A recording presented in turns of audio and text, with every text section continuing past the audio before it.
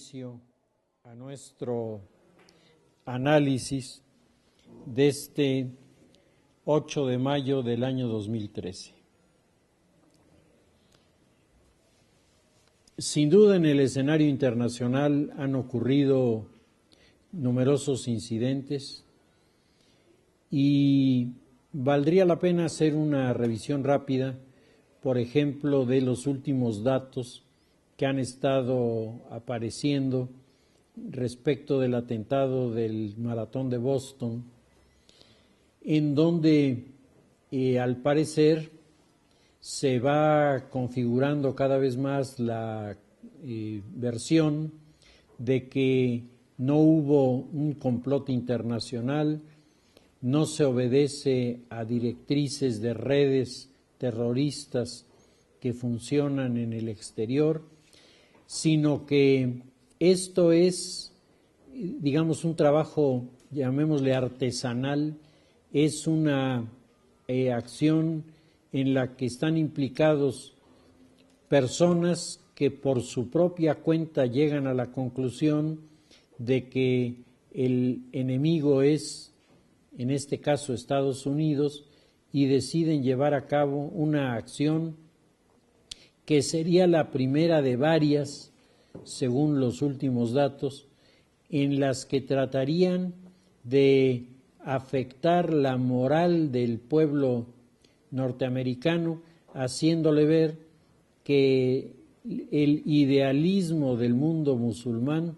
finalmente vencerá al pragmatismo del mundo anglosajón. El planteamiento parece enormemente sencillo, parece muy simplificado y sin embargo en la investigación que el FBI ha venido manejando junto con los aparatos de seguridad de la ciudad de Boston, la hipótesis va encajando cada vez más y más. El gobierno de Rusia, el gobierno de Putin, ha presentado objeciones a esta hipótesis porque, según los nuevos servicios de seguridad, la nueva KGB de Rusia, el mayor de los hermanos que falleció en la confrontación con la policía tenía desde hacía un buen tiempo contactos con grupos chechenios que han estado manejando el fundamentalismo en ese territorio. La visita de varios meses de este personaje a Chechnya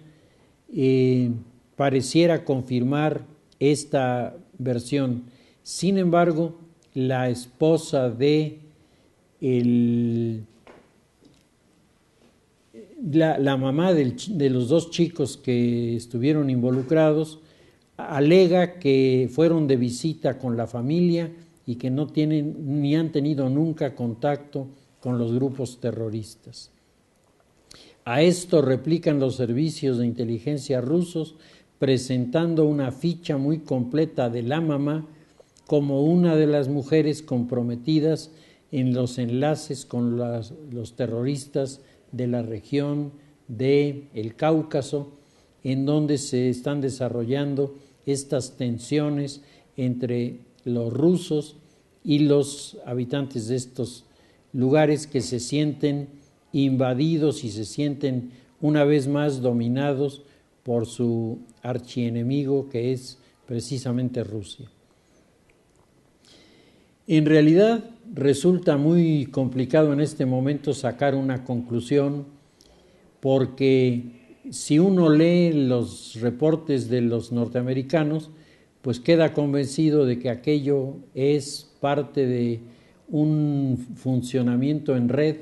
en donde cada quien en el momento que quiere y a partir del pretexto que se le ocurre implementa una acción. Si uno lee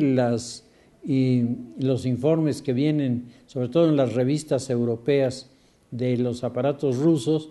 pues da la impresión de que ciertamente hay si no un plan internacional, cuando menos hay las conexiones para suponer que esto es menos inocente de lo que pareciera. Es decir, que esto no es el resultado de una decisión de un par de chamacos que llegaron a la equivocada conclusión de que era necesario poner un escarmiento a los norteamericanos para quitarles su seguridad, y los rusos dicen esto es infantil,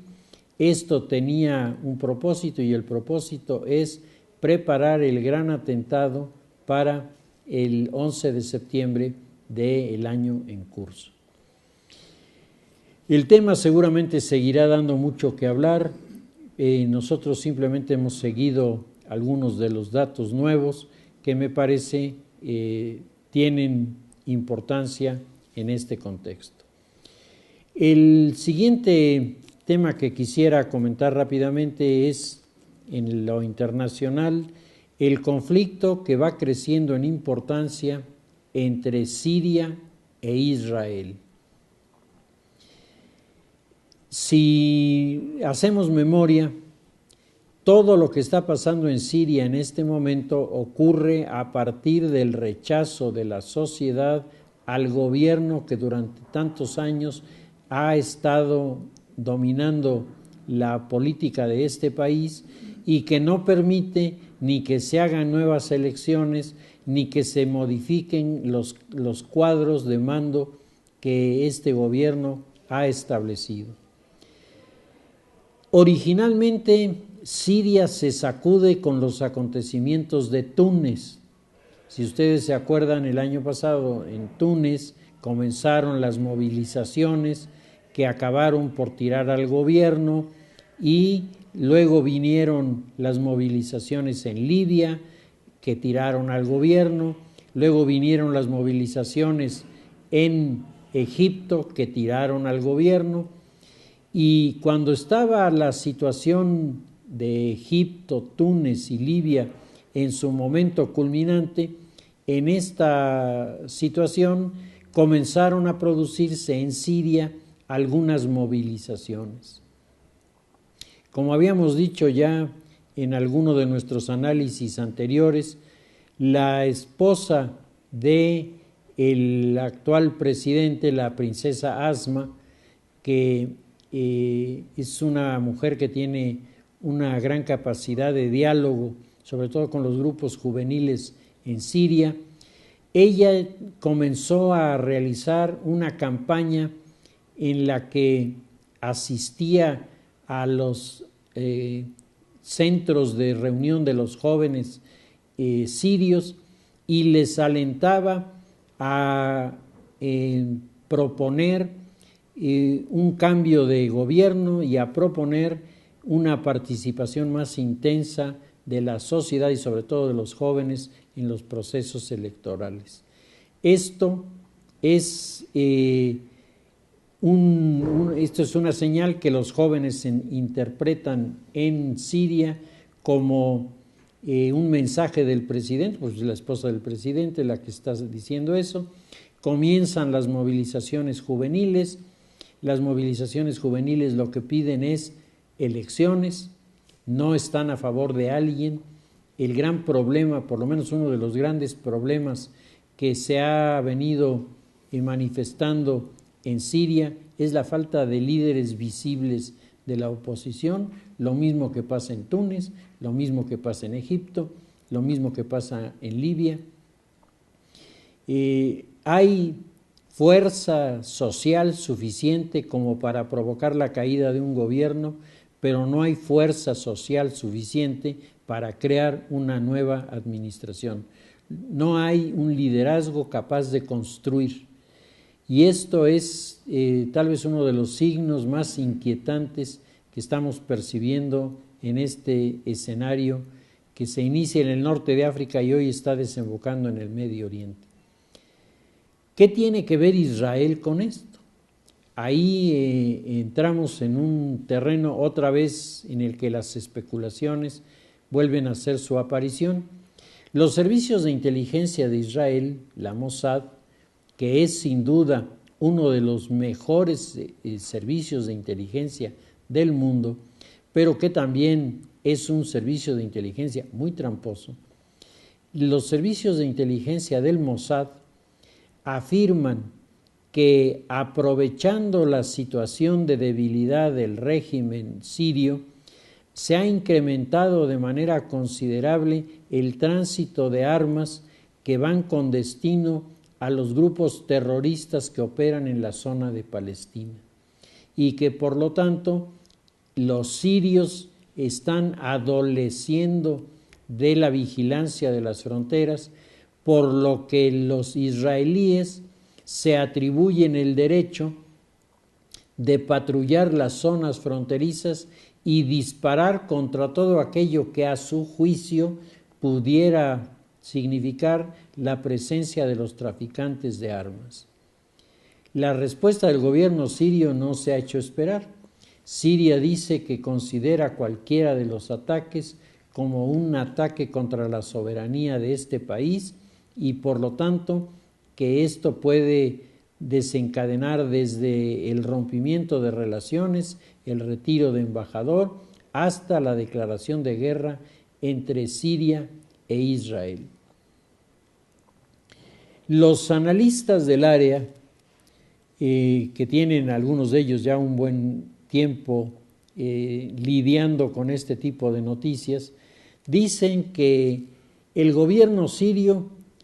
vio como una bendición el ataque de Israel, porque inmediatamente hacia adentro del país él declara que están frente a una agresión externa. Esto unifica a la gente en torno al mandatario sirio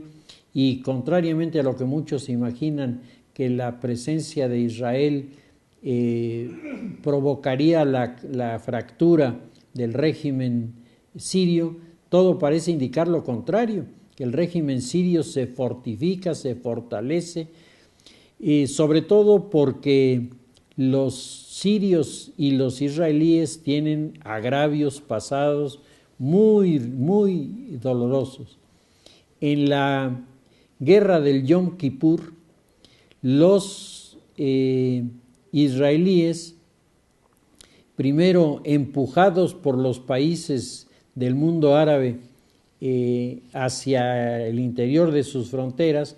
en el único ataque que el mundo árabe ha estado a punto de concluir en una victoria frente a los israelíes, la guerra del Yom Kippur,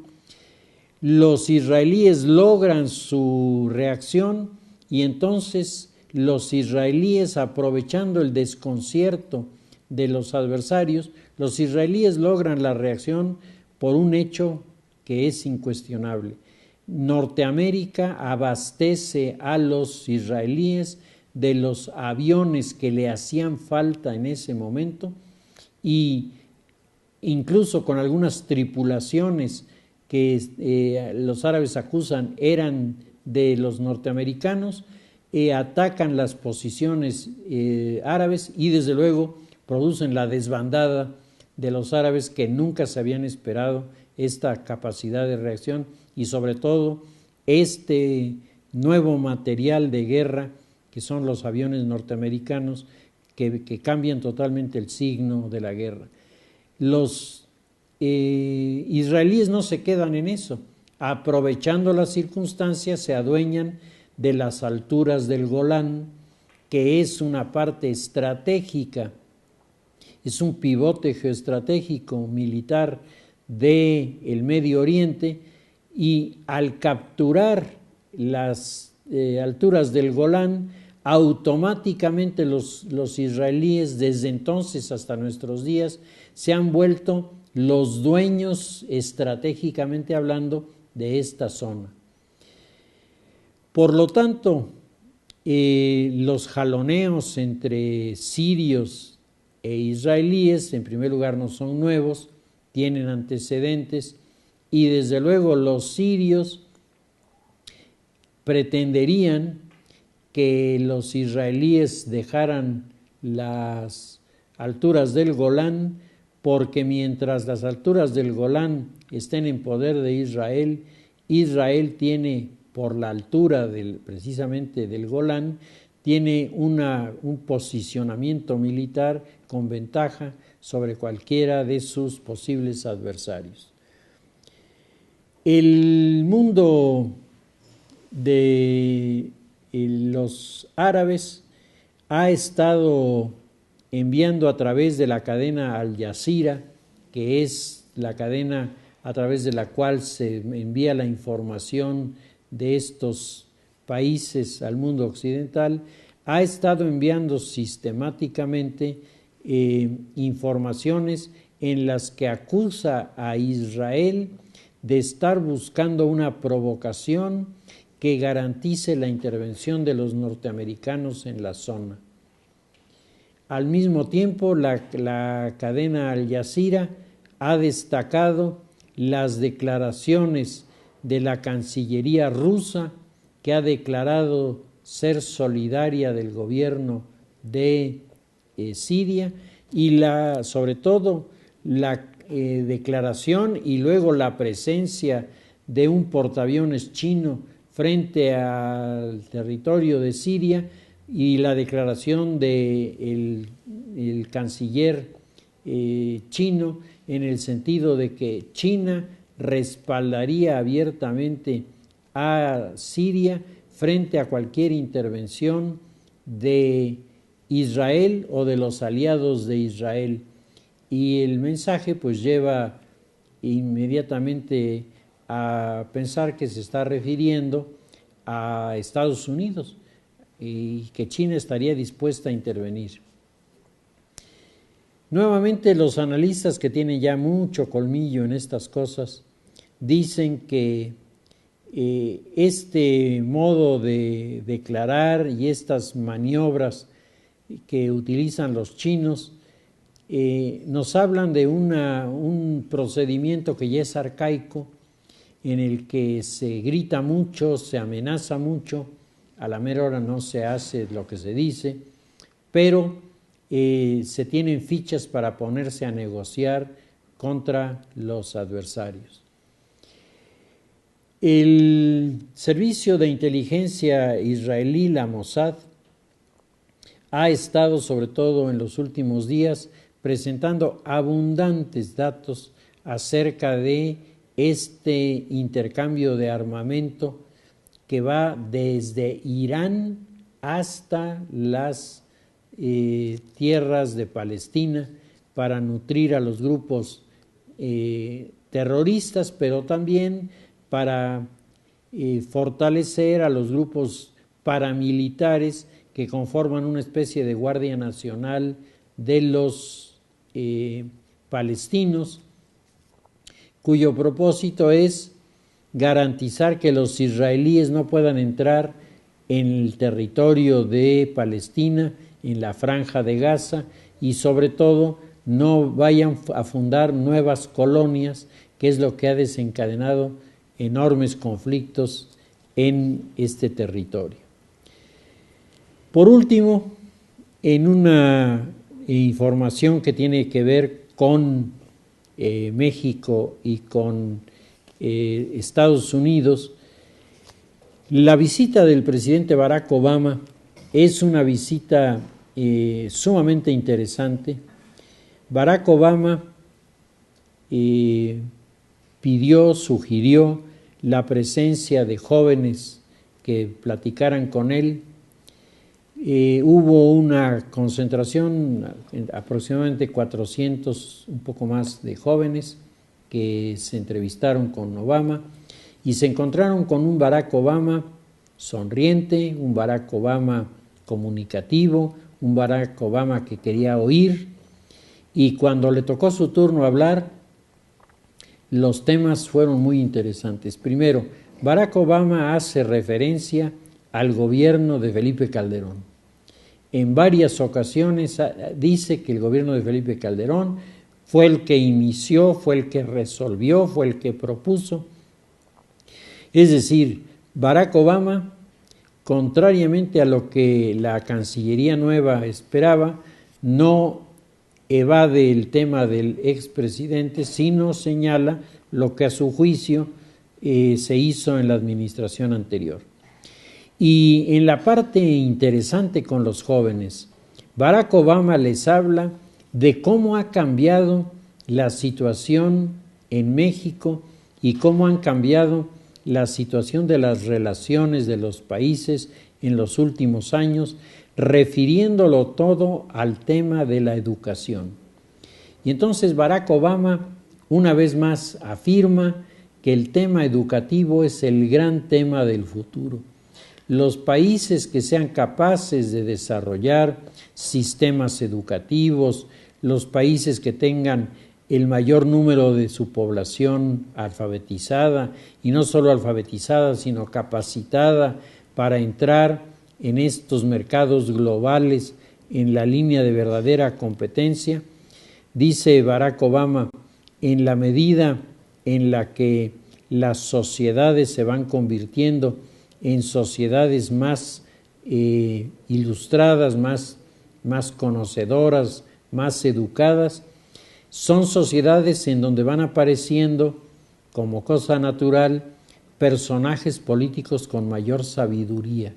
Y lo que hace falta en América Latina es sabiduría en la política. Y él dice, si hacemos un recuento de universidades que estaban en posibilidades de competir en México hace 20 años y las referimos a lo que hay ahora, nos encontramos con un universo enormemente prometedor. Dice, las universidades mexicanas están creciendo, las universidades mexicanas están entendiendo los escenarios internacionales de la globalización, y si los norteamericanos y los mexicanos somos capaces de leer bien las señales que están llegando y somos capaces de unirnos en la búsqueda de objetivos comunes, indiscutiblemente tendremos un escenario futuro en mejores condiciones. El presidente Barack Obama retoma el tema educativo en Costa Rica y vuelve a insistir, primero, en el número cada vez mayor de universidades de los países latinoamericanos que están en posibilidades de entrar en la competencia profesional en el mundo de la globalización. Y dice, eso es la garantía de que los países de este continente podrán elevar de manera significativa sus niveles de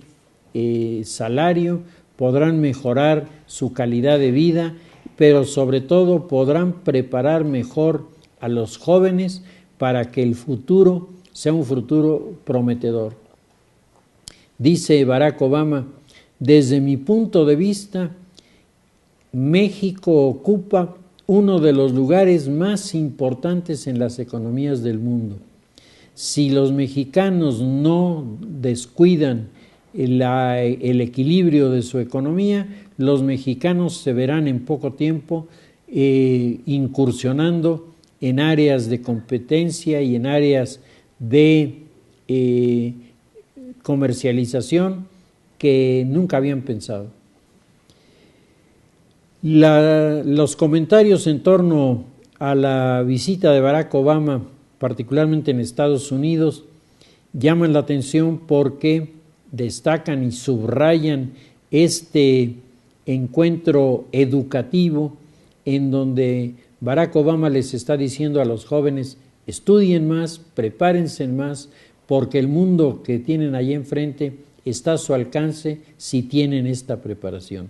Entonces, no pierdan el tiempo, sean buenos estudiantes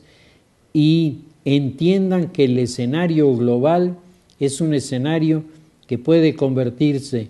en una fórmula totalmente positiva para el país, que enganche en la línea de crecimiento, pero puede convertirse en una losa para aquellos que no compitan y que no entiendan las necesidades de los cambios en el terreno educativo. Pues el argumento es interesante, también es interesante la observación que hizo Obama respecto de la enseñanza de Brasil. Dijo, pues sí, Brasil es el gran gigante de América del Sur, o sea, aquí no se le puede negar, es una de las economías más fuertes que existen en Latinoamérica. Sin embargo, en el terreno educativo, dice Barack Obama, los brasileños no parecen estar tan interesados en preparar jóvenes que incursionen en el mundo de la globalización. Y eso más tarde o más temprano le va a rebotar al mundo brasileño, porque Brasil, como cualquiera de los países de Latinoamérica, necesita de jóvenes que tengan la experiencia de ir hacia afuera. En China, el nuevo primer ministro señala que uno de los propósitos más importantes de su gobierno es el hacer el gran intercambio cultural de jóvenes chinos que vengan a los países de América, que vayan a los países europeos, con jóvenes americanos y europeos que vayan a China y participen en este programa de intercambio universitario. Parece sin duda ser un momento promisorio para las universidades, y no cabe duda que las universidades que se encuentran en este momento en un proceso de crecimiento y de desarrollo, pero al mismo tiempo se encuentran con una angustia creciente que es a dónde colocar a los egresados. Las universidades, pueden en un momento dado comenzar a abrirse espacios en el mundo asiático que les permitan intercambios que puedan resultar enormemente benéficos para unos y para otros. Lo que sin duda ha quedado absolutamente claro es que ya no se puede, como en el pasado,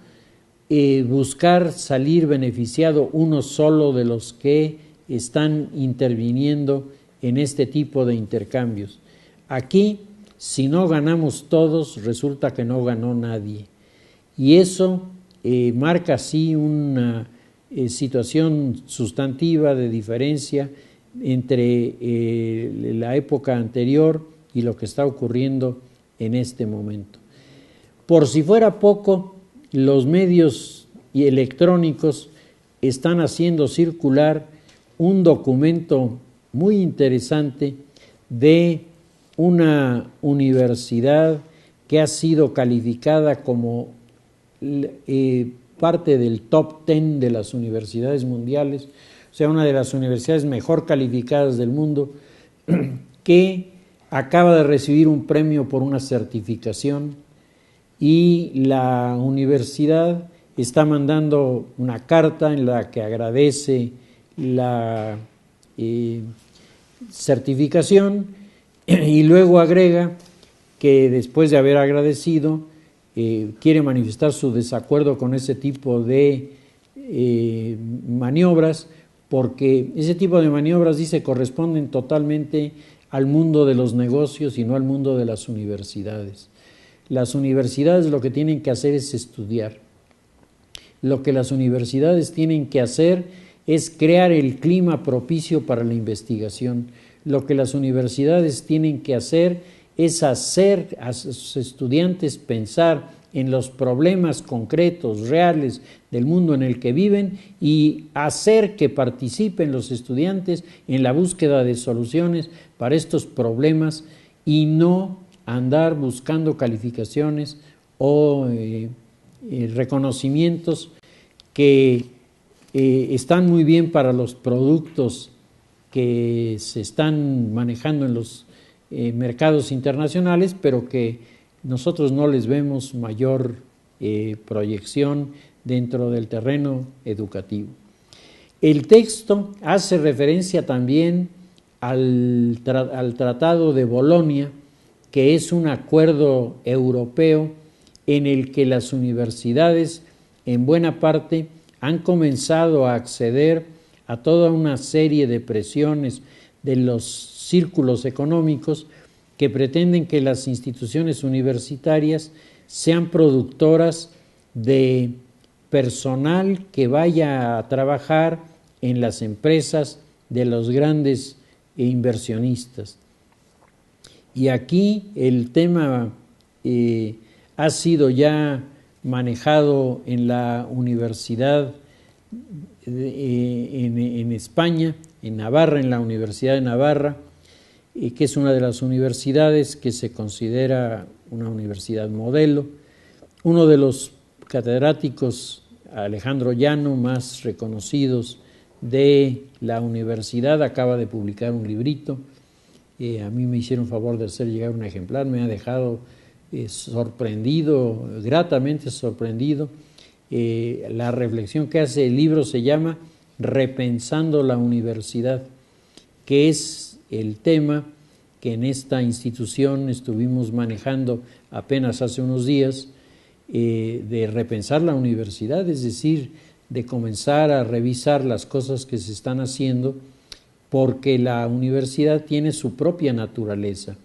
y dentro de la naturaleza de la institución está al mismo tiempo la carga de su responsabilidad y los objetivos que la institución tiene que buscar si verdaderamente quiere corresponder a lo que ser institución universitaria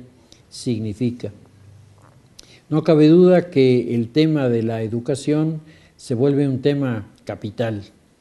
En nuestro país, el presidente Peña Nieto ha dicho que el tema de la educación es un tema prioritario. Y sin embargo, en las últimas semanas nos hemos encontrado, yo no recuerdo otra situación parecida, con una oposición verdaderamente increíble de parte de algunos grupos que además van creciendo en su influencia, que rechazan lo que sería la reforma educativa. Se pronuncian en primer lugar en contra de la evaluación. Se pronuncian en contra de que la evaluación sea una condición para conservar la plaza o perderla. Se pronuncian en contra de que haya un control de parte de los organismos de gobierno sobre el número de maestros que están trabajando en el área estrictamente propia del magisterio, es decir, dando clases, y el número de maestros asignados a tareas de gestión o administrativa, de esas cosas raras que hay en este sindicato, en donde uno de repente descubre que hay sueldos verdaderamente increíbles destinados a personas que hacen trabajos que todavía a mí por lo menos me resulta difícil entender de qué se tratan, pero que sin embargo se ve que son o muy importantes o muy lucrativos. Había que ver cuál es el fondo de estas situaciones que se están generando. Pero lo que resulta, por lo menos para mí, más ofensivo es el hecho de que estos grupos que se están en la línea de oposición son grupos que están transgrediendo el orden y están cometiendo toda una serie de ilícitos. Tomemos, por ejemplo, el caso de los estudiantes que se adueñaron de la rectoría de la UNAM. Adueñarse de la rectoría de una institución significa indiscutiblemente un desafío a la estabilidad, al orden, el respeto a la autoridad en esta institución y en el lugar en donde se está llevando a cabo la acción. Los que la ocupan van encapuchados y ninguno de ellos quiere dar su nombre, con lo que no se sabe quiénes se han adueñado de la institución. Simplemente se sabe que un grupo de forajidos encapuchados se han adueñado de la institución. Y frente a este acontecimiento que viene además agregado con las notas de que han comenzado a violentar los archiveros, han comenzado a abrir los cajones de los escritorios, es decir, un atropello total a lo que es una de los centros de dirección más importantes en el mundo de lo universitario en nuestro país, que es la UNAM. Que alguien entra y comienza a revisar los cajones y comienza a sacar los papeles y pinte a la entrada el círculo negro con la A de la Asociación Revolucionaria del Círculo Negro, que se está identificando como la central anarquista que dirige estas cosas.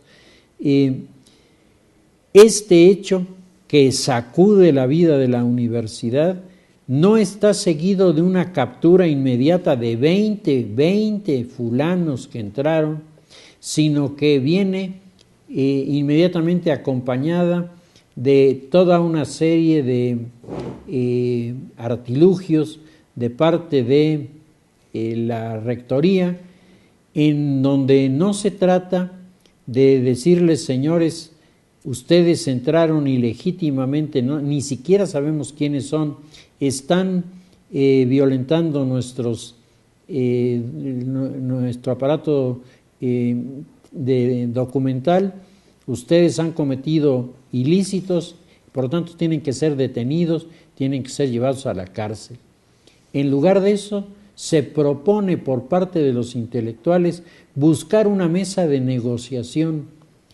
Y uno se pregunta, ¿con quién se va a negociar? Un encapuchado que no da su nombre, ¿qué garantía tiene de la negociación que se pretenda hacer con él? Indiscutiblemente la rectoría no tiene las manos atadas, entonces el rector busca, tiene los elementos para saber quiénes son los que están ahí y dice, de los que están allí, varios ni siquiera son alumnos de la institución. Y los que son alumnos, pues eran 7, los damos de baja y queda liquidado el asunto. Y entonces nuevamente vuelven los intelectuales y dicen, pero ¿cómo? Esto es un atropello. Si quieren que nos sentemos a negociar, tienen que soltar a los que detuvieron. ¿Y saben qué es lo peor? Que los soltaron. Y entonces esto es una muestra de debilidad increíble de parte del gobierno frente a un delincuente que no puede alegar nada en su favor, porque ahí están las imágenes donde entraron, pintaron, rompieron, abrieron cajones. Bueno, eso tendría que ser resuelto ante un tribunal que especificara quiénes son estas personas y qué hacen. Es más, finalmente aceptan salirse de la universidad y mientras se salen se dedican a hacer hechos vandálicos, a llevar a cabo actos de vandalismo en otros lugares, a sabiendas de que nadie los va a detener, de que nadie los va a castigar y de que por lo tanto pueden hacer casi lo que quieran.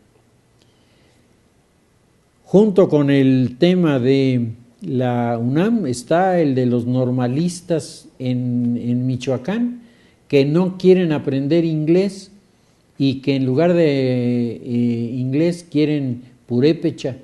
Yo no tengo nada en contra de los idiomas indígenas, al revés, a mí me parece que el aprenderlos, sobre todo en el mundo magisterial, tiene su sentido para poder acceder a estos grupos y poderles transmitir muchas cosas. Pero me parece que en el escenario que estamos percibiendo del mundo global en el que nos encontramos, en este momento nos hacen falta personas que puedan entender bien el inglés, porque nos guste o nos deje de gustar, la regla de las cuencas económicas desde el periodo de los romanos es que la lengua del Estado hegemón, es decir, de la nación dominante, es la lengua de la cuenca. Y a nosotros nos tocó que por lo pronto que el inglés sea uno de nuestros vehículos de información. En poco tiempo va a ser el chino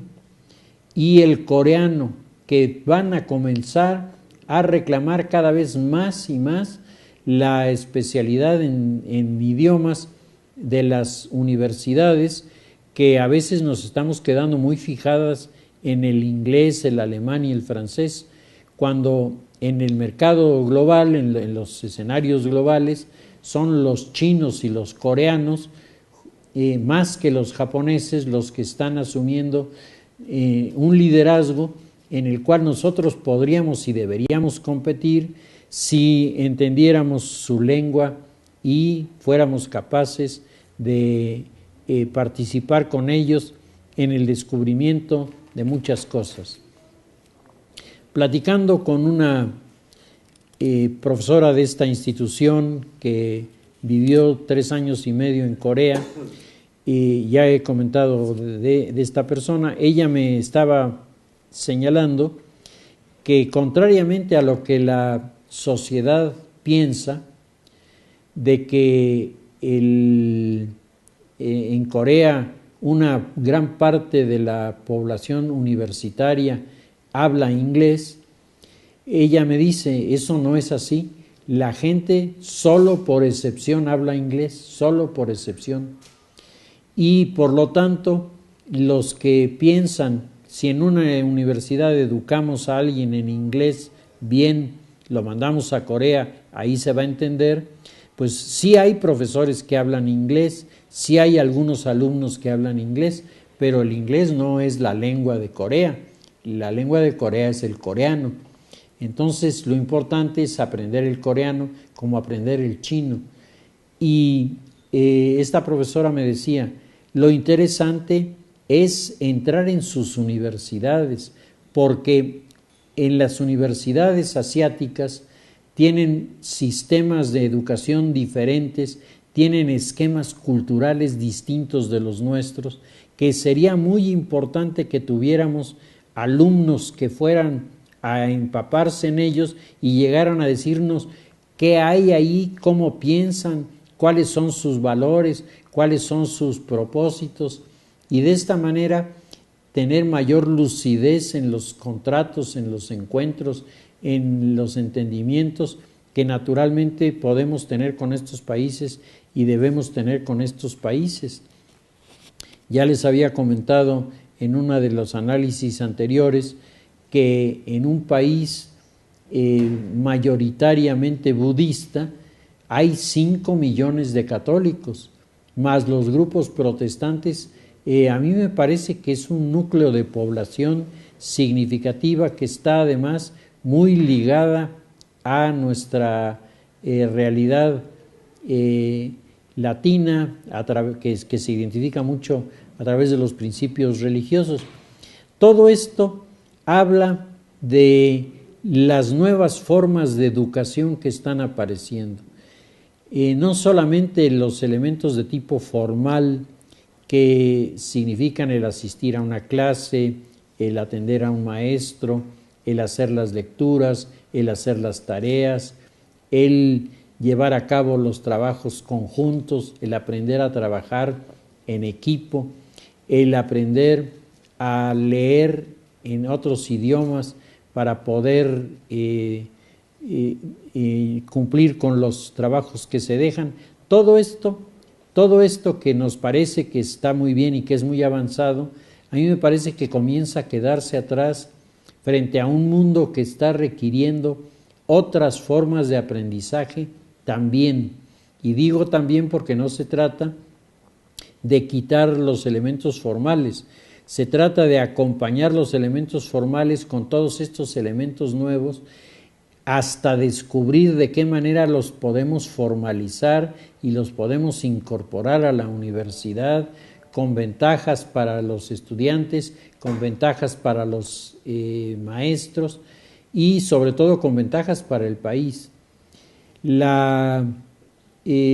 proyección que está teniendo en este momento el mundo de los negocios en América Latina, por ejemplo, se está viendo cuestionado por otros fenómenos que nos hablan también de escenarios que se complementan. Decíamos que en el orden de la política tenemos que entender que hay una complejidad de actores, una complejidad de instituciones que, siguiendo la teoría de Carlos Gustavo Jung, que nos habla de cómo en determinados momentos coinciden los factores y al coincidir se suman y al sumarse se vuelven potencialmente mucho más fuertes de lo que eran antes y logran los cambios y transformaciones. Si nosotros entendemos que se están produciendo cambios en el terreno educativo, cambios en el terreno industrial, en el terreno comercial,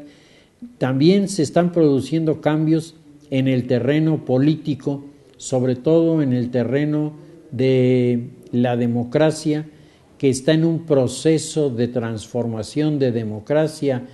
representativa a una democracia representativa y participativa.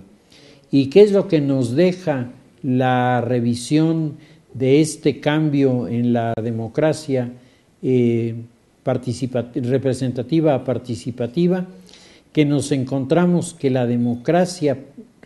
participativa, que localizamos con el movimiento de Hugo Chávez, el movimiento de Evo Morales, el movimiento de Rafael Correa, es decir, los movimientos del populismo que están otra vez apareciendo, tienen una característica que resulta enormemente inquietante. Estos movimientos son apoyados por sectores que pueden llamarse mayoritarios, pero que no entienden que frente a una mayoría que gana una elección, existe una minoría que conserva sus derechos políticos, conserva su derecho a su identidad y conserva su derecho a disentir. Y el respeto a este derecho es lo que le da a la democracia su verdadero alcance, es lo que hace de la democracia un modelo diferente de otros. Lo que nosotros nos estamos encontrando ahora es que se trata, como en el lenguaje coloquial político mexicano se dice, de mayoritear. Y una vez mayoriteado, me importa un rábano si tienes o no derechos. Dejas de ser importante como persona. El único que vale soy yo y solo lo que yo digo tiene reconocimiento y tiene aceptación dentro de la sociedad. Esto es terriblemente inquietante porque nos habla de que esta incipiente democracia participativa que estamos viendo nacer, primero, tiene la fuerza para tirar gobiernos, y cuando se hace gobierno, en lugar de sumar, crecer en su preparación democrática, se vuelve autoritaria, exclusiva y excluyente, y en ese momento establece los principios de una verdadera dictadura, que es la gran amenaza que en el orden político-social nos estamos encontrando en este momento. Cuando nosotros vemos los intentos, primero que hizo Hugo Chávez, que está haciendo Evo Morales, que hace Cristina Kirchner, en el sentido de desaparecer de la sociedad la capacidad de disensión, la capacidad de disentir, en ese momento nos damos cuenta de que estamos en la antesala de expresiones políticas cada vez más duras y cada vez más separadoras de la realidad a quienes no están de acuerdo, cada vez más excluyentes, mientras por otro lado los grupos democráticos parecen no encontrar manera de comunicación con las grandes masas populares que están atraídas, seducidas por estas plataformas del populismo que a la larga, como está ocurriendo ahora mismo en Venezuela, traen necesariamente toda una serie de consecuencias que laceran la realidad, curiosamente, de los más pobres, que son los que al final de cuentas acaban pagando los platos rotos de las malas administraciones. Y en este escenario, para concluir, llama mucho la atención el papel que ha estado manejando en las últimas semanas la presidenta de Brasil, que en un principio había mostrado ser una mujer mucho más abierta y mucho más dispuesta a encontrar un camino de interrelación con quienes pensaban como ella y con quienes no. Y ella de repente ha comenzado desde la muerte de Hugo Chávez a radicalizar su posición, y en el momento presente la duda que hay entre muchos analistas es realmente a dónde va Dilma Rousseff. Dilma Rousseff pretende convertirse en la sucesora de Hugo Chávez y crear entonces una especie de bloque populista latinoamericano anti Estados Unidos, o realmente Dilma Rousseff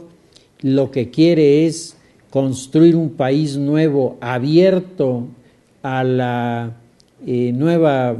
visión de la política y de la economía, en donde la globalización juega una parte significativa, pero el Brasil puede ser el eje del cono sur para un desarrollo y crecimiento que cambie totalmente la historia de esta región, o bien se pretende encerrar en las visiones totalmente limitadas y miopes del populismo, y con ello acabar en un fracaso lo que hace apenas 2 años se consideraba una de las experiencias más exitosas. Pues estamos en medio de grandes cambios, muchas preguntas, muy pocas respuestas y sobre todo muchas incertidumbres que hacen que el escenario político que estamos viviendo, político, económico, social y religioso, se vuelva difícil de precisar, y al mismo tiempo nos obligue a estarlo revisando permanentemente, porque con los pequeños detalles se van haciendo los ajustes que finalmente desencadenan las grandes transformaciones en el universo de la política de la humanidad. Si les parece, lo dejamos aquí y continuaremos la semana próxima.